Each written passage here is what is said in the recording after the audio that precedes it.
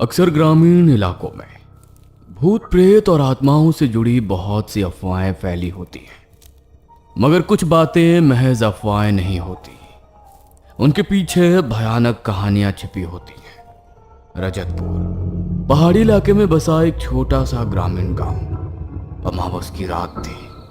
रात के लगभग 10 बजे होंगे, मगर गांव की गलियों में ऐसा सन्नाटा था जैसे आधी रात का समय हो। उसी सन्नाटे में किसी की लाठी की ठक ठक की आवाज गली में सुनाई पड़ी और उसी वक्त एक आदमी दौड़ता हुआ एक घर के अंदर घुसा। उसने जल्दी से दरवाजे को अंदर से बंद किया और हाँफता हुआ दीवार का टेक लेकर खड़ा हो गया। कहा था ना अंधेरा होने से पहले लौट आना, और ना आ पाओ तो वहीं रुक जाना। अगर थोड़ी सी भी चूक हो जाती तो आपको अपने साथ ले जाती अभी वो। बस खराब हो गई थी। बस वाले ने रात को स्टैंड पर उतारा तो कहाँ जाता फिर। पूरे गांव में घूमती है वो अमावस को। भगवान की दया है जो सही सलामत घर पहुंच गया मैं। तभी उनके घर के बाहर जोर जोर से वही ठक ठक की लाठी बजने की आवाज सुनाई दी। उस आवाज को सुनते ही उन दोनों के रोंगटे खड़े हो गए। तुमने घर के बाहर ठीक से पूजा तो की थी ना? स्वस्तिक तो ठीक से बनाया था ना? पूजा? लेकिन घर में तो सूतक लगी है ना। पिछले हफ्ते ही तो ताऊ जी गुजरे हैं। 40 दिन तक घर में कोई पूजा नहीं कर सकते। मीरा की ये बात सुनकर मदन के पसीने छूट गए। तभी उनके दरवाजे पर उसी लाठी से दस्तक हुई। सुबह उनके घर के बाहर काले कपड़े में नींबू, मिर्च, राई, सिंदूर, सारी टोटके की सामग्री रखी थी जिस पर खून की बूंदें टपकी हुई थी। गांव वालों को वो टोटका देखते ही स्थिति का अंदाजा हो गया था। उन्होंने जैसे ही उनके घर का दरवाजा खोलकर देखा तो मदन और उसकी पत्नी दोनों मृतावस्था में घर के फर्श पर गिरे हुए थे। उनकी आंखें ऊपर पलटकर सफेद हो चुकी थी और जीभ नीली होकर बाहर लटकी हुई थी। उस दिन से गांव में फैला उस डायन का खौफ और ज्यादा बढ़ गया और गांव में चाहे किसी के घर में सूतक लगा हो या कोई भी अनहोनी हुई हो, अमावस के दिन घर के बाहर पूजा और स्वस्तिक का चिन्ह बनाने की रस्म बहुत महत्वपूर्ण हो गई।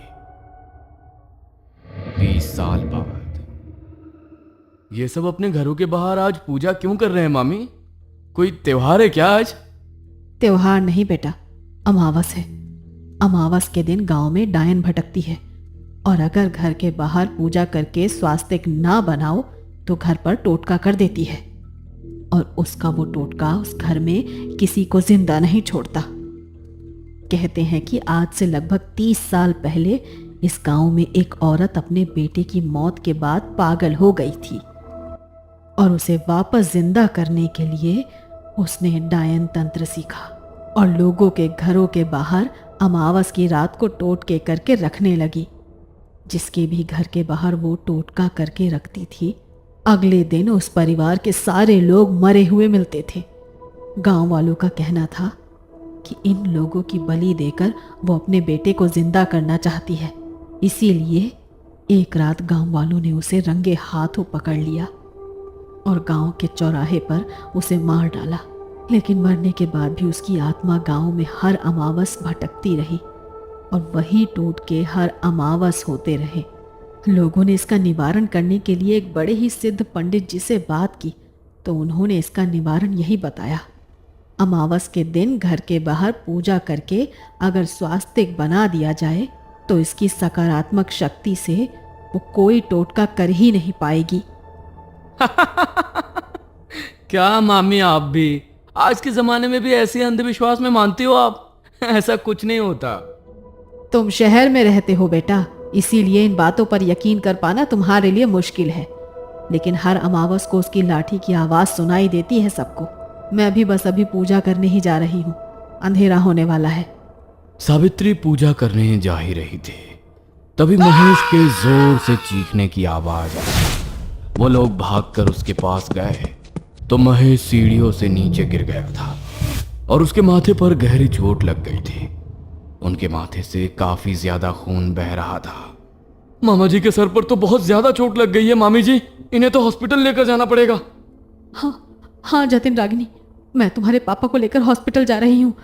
तुम लोग घर के बाहर पूजा करके स्वास्तिक बना देना।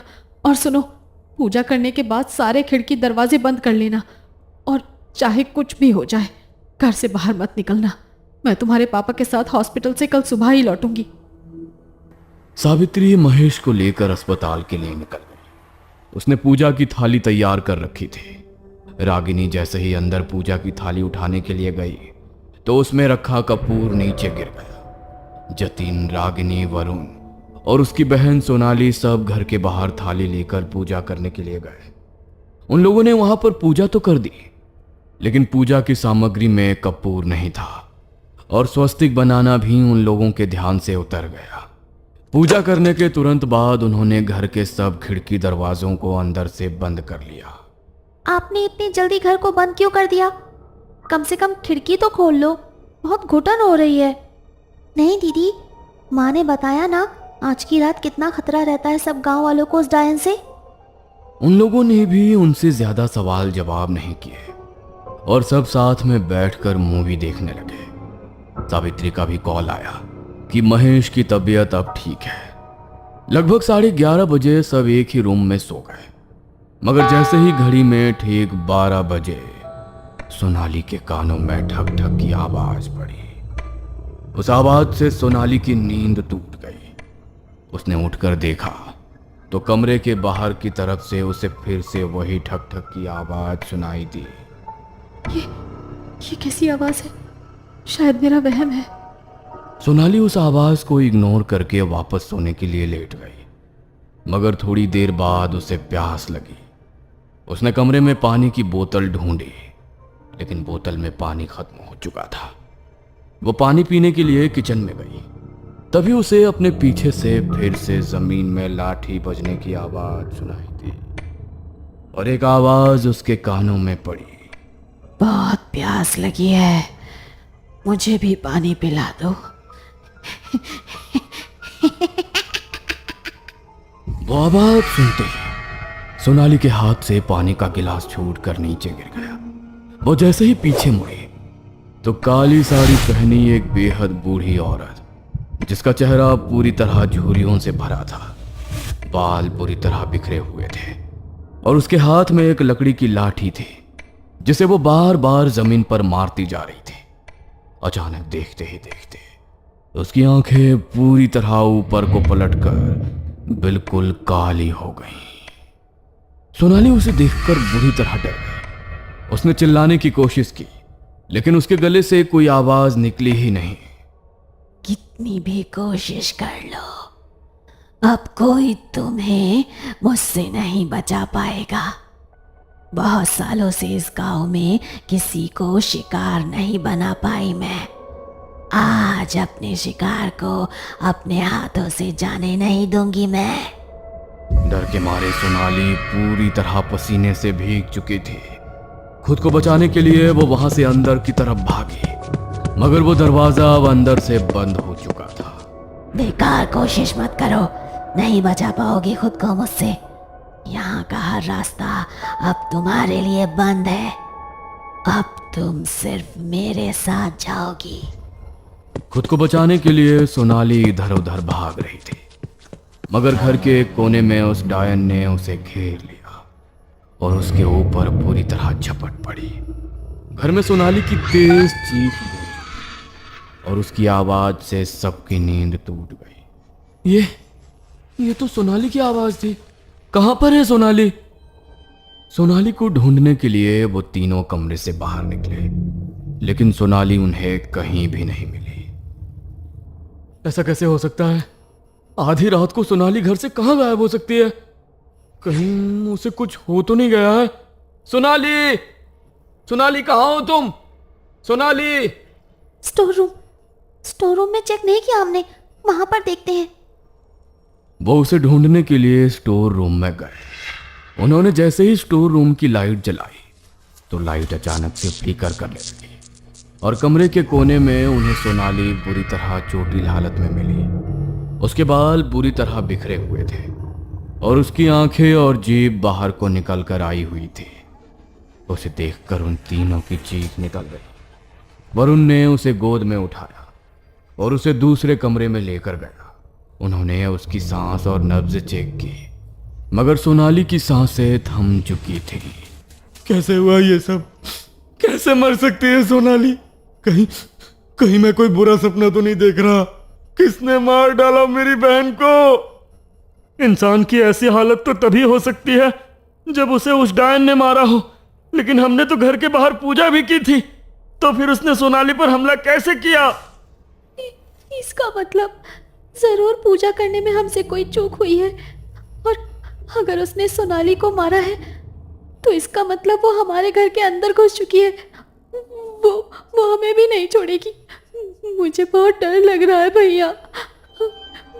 अब क्या करेंगे हम? हम तो जानते भी नहीं ये सब क्यों हुआ है। सब तो ठीक से किया था हमने। तभी घर में फिर से वैसी ही लाठी बजने की आवाज आने लगी। उस आवाज को सुनकर उन तीनों के रोंगटे खड़े हो गए और जतिन ने दरवाजे को अंदर से कड़ी लगाकर बंद कर लिया। लगता है कोई बहुत बड़ी भूल हुई है हमसे, और इसीलिए वो डायन हमारे घर के अंदर प्रवेश कर गई है। हमें खुद का बचाव करना होगा। मैं भानु काका को फोन करता हूं, शायद वो हमें इसका कोई निवारण बता सके। जतिन ने जल्दी से गांव के पंडित भानु काका को फोन किया और उसे सारी बात बताई। तो उसकी बात सुनकर पंडित जी बुरी तरह डर गए। तुम लोगों ने ठीक से पूजा तो की थी ना, और पूजा करने के बाद घर के बाहर स्वस्तिक बनाया था ना? स्वस्तिक? माँ ने कहा था कि पूजा करने के बाद बाहर स्वस्तिक बना देना, लेकिन अंधेरा होने के डर से हमारे दिमाग से वो बात ही निकल गई। अब हम क्या करेंगे काका?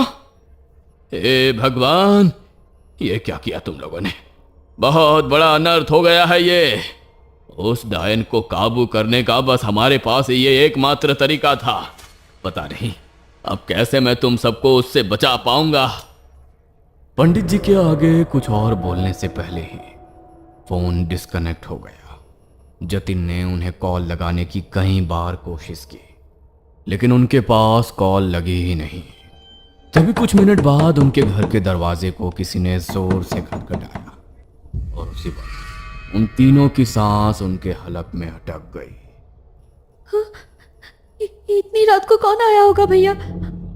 मुझे लगता है वही डायन हमारा ध्यान भटकाकर हमें कमरे से बाहर निकालना चाहती है। इस कमरे में भगवान की मूर्ति है। हमें यहाँ से बाहर नहीं जाना चाहिए। डरो मत बच्चों, मैं हूं तुम्हारा भानु काका। जतिन बिना कुछ सोचे समझे कमरे से बाहर दरवाजा खोलने के लिए चला गया। तभी रागिनी के दिमाग में एक बात आई और वो जोर से चिल्लाई, रुक जाइए भैया, बाहर मत जाइए। वो भानु काका नहीं है। अमावस की रात कोई अपने घर से बाहर नहीं निकलता। मगर तब तक बहुत देर हो चुके थे। इससे पहले कि जतिन वापस कमरे के अंदर आ पाता, जमीन पर उसी लाठी की ठक ठक सुनाई दी और वो डायन जतिन के सामने आकर खड़ी हो गई। उसे देखकर जतिन जोर से चिल्लाया और वो डायन उसके ऊपर झपट पड़ी। उसे देख डर से रागिनी पूरी तरह चिल्लाने लगी और जतिन को बचाने के लिए वो कमरे से बाहर भागी। तभी वरुण ने उसे कमरे के अंदर खींचा और जल्दी से दरवाजा बंद करके अंदर से उसकी कड़ी लगा ली।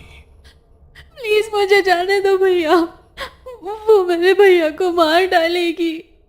शांत हो जाओ रागिनी, मैं जानता हूं कि तुम जतिन को बचाना चाहती हो। अरे सिर्फ तुम ही नहीं, मैं भी उसे बचाना चाहता हूं, लेकिन हम चाहकर भी उसे नहीं बचा सकते। हमारे पास ऐसी कोई सिद्धि, कोई शक्ति नहीं है जिससे हम उसका सामना कर सकें।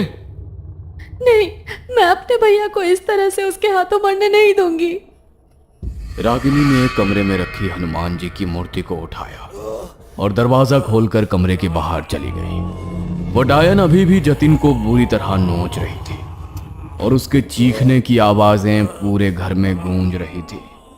वो दौड़ती हुई हनुमान जी की मूर्ति लेकर वहां पर आ गई। उसने जैसे ही हनुमान जी की मूर्ति को उस डायन से स्पर्श किया तो वो बुरी तरह चीखने लगी और बौखलाती हुई बंद दीवार से घर के बाहर गायब हो गई। उसी वक्त रागिनी ने हनुमान जी का नाम लेते हुए निडर होकर उनकी मूर्ति को घर के बाहर रख दिया और दरवाजा बंद करके अंदर आई। वरुण और वो मिलकर जतिन को अंदर लेकर गए। उसके शरीर पर बहुत सारी चोट लगी थी और हर जगह पर हुई खरोंचों से लगातार खून बह रहा था। रागिनी ने जल्दी से उसकी बॉडी के घाव साफ करके उन पर बैंडेज की, मगर तभी जतिन की आंखों से आंसू बरस पड़े।